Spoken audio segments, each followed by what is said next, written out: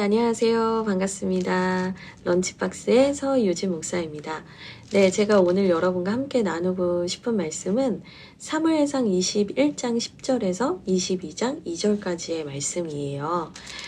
이 말씀은 제가 오늘 이제 온라인으로 운영하고 있는 귀납적 성경연구 강의 준비를 하다가 이거는 꼭 런치박스 식구들에게 좀 나누면 좋겠다라는 마음이 들어서 이렇게 본문을 가지고 왔어요. 그래서 오늘 본문이 좀 길지만 여러분들이 한번 성경 펼쳐서 전체적인 본문을 좀 읽어보시면 좋을 것 같아요. 오늘 본문의 내용을 좀 요약을 하면 무슨 상황이냐면 다윗을 질투한 사울이 이제 다윗을 죽이려고 합니다. 사울이 거의 미쳐요. 예, 그 다윗에 대한 시기 질투로 미쳐가지고 다윗을 그냥 이유 없이 죽이려고 하는 거예요. 근데 이제 그 상황을 요나단이 알게 돼요. 그러니까 요나단이 그 부분에 대해서 이제 아버지와 대화를 하다가 아버지가 요나단한테 단창을 던지죠. 그러니까 자기 아들까지 이제 죽이려고 할 정도로 이 사울이 지금 정신이 이상해지고 있는 상황이에요. 그래서 다윗이 너무나 긴박하게 뭔가를 준비하고 챙길 겨를 없이 급하게 도망을 치게 돼요. 다윗이 어떤 상황이었는지를 보면 먹을 것도 없었고 자신을 지킬 수 있는 무기 하나도 제대로 못 챙겨서 나온 너무나 힘든 상황이었던 거죠. 근데 이제 그 상황에 다윗이 어디로 가냐면 가드 땅이라는 곳으로 도망을 가게 돼요. 근데 이 가드 땅 이름을 딱 들어서는 잘 느낌이 안 오시죠? 이 이스라엘과 항상 원수지간이었던 나라가 있어요. 블레셋이라는 나라인데 그 블레셋의 도시 중 하나예요. 근데 이 가드는 특별히 좀 다윗하고는 좀 안 좋은 관계예요. 왜냐하면 다윗이 골리앗이라는 장수를 죽이면서 백성들에게 인기를 얻고 또 사울 왕의 사위가 되는 거거든요. 근데 바로 이 가드가 골리앗의 고향이에요. 그러니까 가드 사람, 블레셋 사람 중에서도 가드 사람이 다윗을 좋아할 리 없죠. 근데 다윗이 어디로 갔냐? 가드로 지금 도망을 간 거예요. 자기가 정말 너무 막 다급하고 급박하니까 막 정신없이 도망을 갔는데 이제 도망 와보니 이제 더 큰 원수의 나라, 두려움의 공간으로 와 있는 거죠. 제가 이걸 보면서 느낀 게 있어요. 첫 번째 메시지가 뭐냐면 우리가 내 눈앞에 어려움이나 두려운 상황을 회피하고 피하고 도망을 치면 사실은 거기서 더 큰 어려움을 만날 수도 있다는 거예요. 근데 어떤 분이 그런 얘기 하시더라고요. 도망친 곳에는 천국은 없다. 이런 얘기를 하시더라고요. 저는 매우 동감해요. 그 상황에서 물론 지혜롭게 내 생명을 지키고 보호하는 일도 필요하지만 습관적으로 내 어려움과 반복되는 내 문제나 고통의 문제를 회피만 하면 절대 그 문제는 해결이 안 된다는 거죠. 근데 여튼 다윗도 목숨을 부지하기 위해서 온 안타까운 사연은 있지만 가드 땅으로 오면서 더 큰 두려움의 존재, 어려움의 존재를 만나게 돼요. 그래서 오늘 말씀을 보면 10절에 다윗이 사울을 두려워하여 일어나 도망하여 가드왕 아기스에게로 가니 라고 얘기를 하는데 여기에 와보고 나서 어떤 상황이 되냐면 12절 다윗이 이 말을 그의 마음에 두고 가드왕 아기스를 심히 두려워하여 라고 나와요.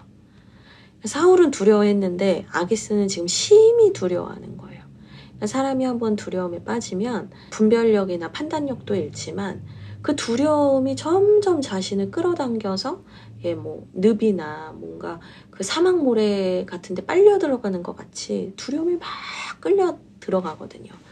지금 다윗이 그런 상황이란 말이에요. 우리가 생각해야 되는 것은 어려움이 있다고 해서 무작정 도망가면 안 된다. 그리고 그 두려움을 피하려는 것만 생각하다 보면 우리가 더 큰 어려움에 처할 수 있다. 이걸 늘 기억해야 되는 것 같아요. 영적으로도 항상 그런 것 같아요. 그리고 나서 이제 다윗이 그래도 임기응변을 발휘해서 그 왕 앞에서 미친 채를 해요. 막 수염에 침을 막 질질 흘리고 막 대문짝에 막 그적그적 거리면서 미친 사람인 척 해서 이제 그 자리를 모면하죠.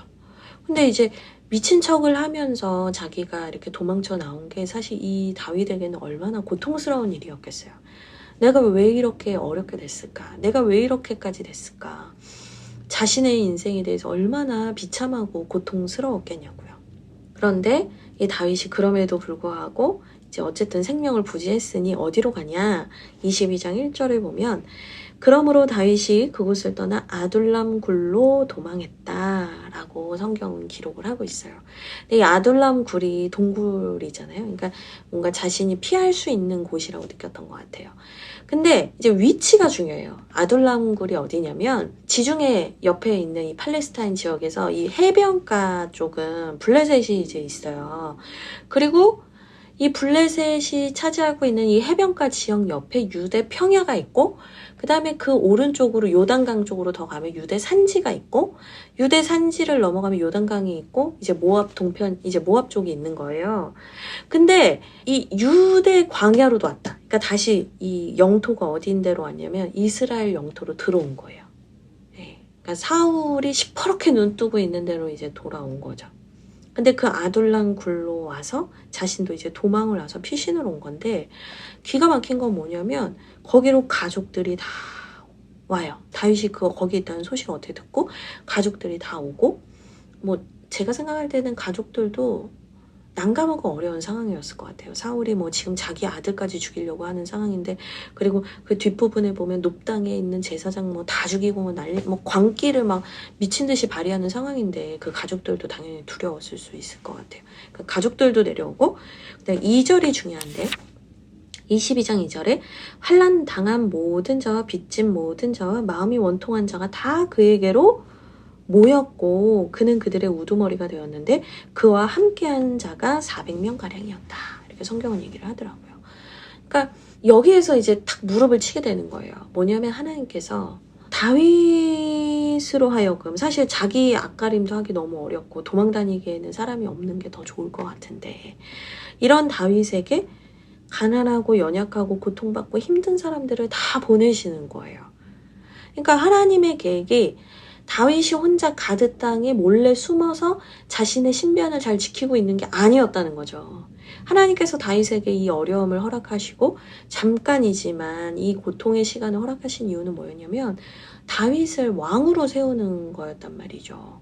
근데 이제 이방 나라에 가서 그 왕이랑 계속 지냈다라는 얘기가 나오면 사실은 다윗도 나중에 왕이 될 때 그 명분의 문제에 있어서 그 명분의 문제에 있어서 우리나라 왕이 옛날에 이방 나라랑 결탁했던 왕이야 뭐 이런 말 들으면 안 좋잖아요. 그쵸? 그리고 하나님은 다윗이 혼자 자기 앞가림만 하고 자기 생명만 부지하는 게 하나님의 계획이 아니란 말이에요. 하나님의 계획은 어려운 자들, 약한 자들, 도움이 필요한 자들을 다윗에게 보내셔서 다윗이 이 어려운 중에도 그들을 돌보고 그들과 함께하면서 이 공동체의 리더로서 준비되게 하신 거예요. 공동체의 리더로 왕으로서 사람들을 품고 돌보고 그들을 지켜내는 훈련을 이제 이들부터 하시게 된 거죠.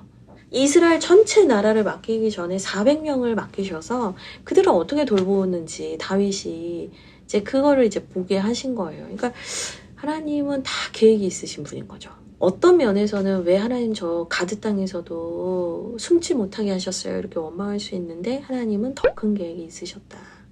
그리고 다윗에게 그 왕이 됐을 때의 명분도 지켜주셨다. 이걸 보면서 하나님께서는 우리의 인생에 대해서도 그러신 것 같아요. 때로는 하나님이 내 아픔에 대해서 모르는 척 하시는 것 같고 나를 홀로 두시는 것 같지만 결국에 하나님께서는 하나님의 계획을 따라서 우리를 훈련하시고 있고 빚어가시고 있다는 거예요. 그리고 하나님께서는 다윗이 오히려 그들을 섬김으로 그들을 지키고 돌봄으로 다윗에게 새로운 길을 보여주신 거죠. 그리고 다윗이 혼자서 뭐 피하기는 혼자가 편했겠지만 혼자 있으면 얼마나 외롭고 힘들었겠어요. 근데 다윗에게도 자기가 돌보기만 하는 존재들이 아니라 또 자기에게 친구가 되고 자기를 위로해 줄 수 있는 좋은 공동체를 보내셨다. 그러니까 하나님의 계획은 더 크셨던 거죠. 그리고 이 상황과 연결되어 있는 시편이 하나 있어요. 그게 바로 뭐냐면 시편 34편이거든요. 이 시편 34편을 보면 다윗이 가장 비참한 데 이르기까지 그 두려움에 시달렸던 상황에서 결국에는 어떤 부분을 극복해내고 그의 신앙이 어떻게 더 도약을 하게 되는가 뭐 이런 얘기들도 해주는데 34편을 잠깐 하나 더 보면요. 이 표제어라는 게 있어요. 사실 히브리 성경에는 표제어라는 게 없어요. 예, 그냥 표제어가 1절이거든요. 근데 이제 우리는 이 표제어를 그냥 이제 타이틀처럼 이렇게 구분을 해놨죠.